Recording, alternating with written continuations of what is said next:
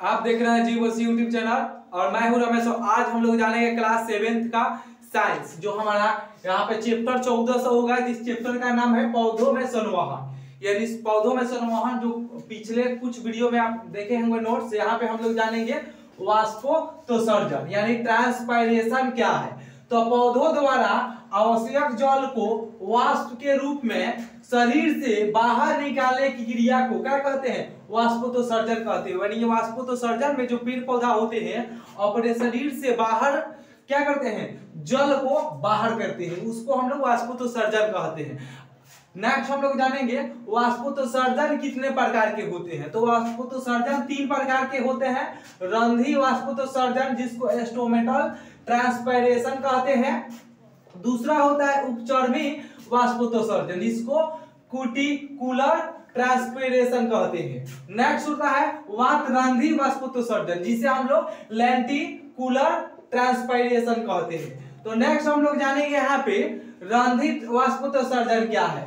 तो वाष्पोत्सर्जन जल की वह हानि है जो पौधों के अवयवी भागों पर स्थित रंध्रों से जल वाष्प को शरीर वाष्प के रूप में होती है। यानी यह क्या होती है? जो पौधे होते हैं उसके ऊपरी यानी क्या होती है?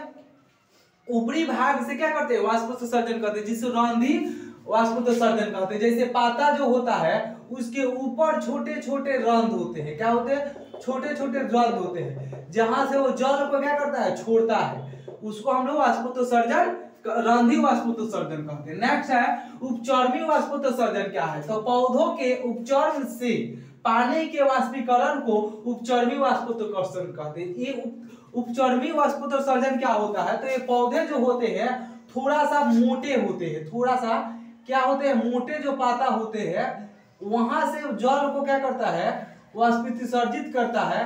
उसे हम लोग क्या कहते हैं? उपचर्मी वाष्पोत्सर्जन कहते हैं। वातरंध्री वाष्पोत्सर्जन क्या होता है?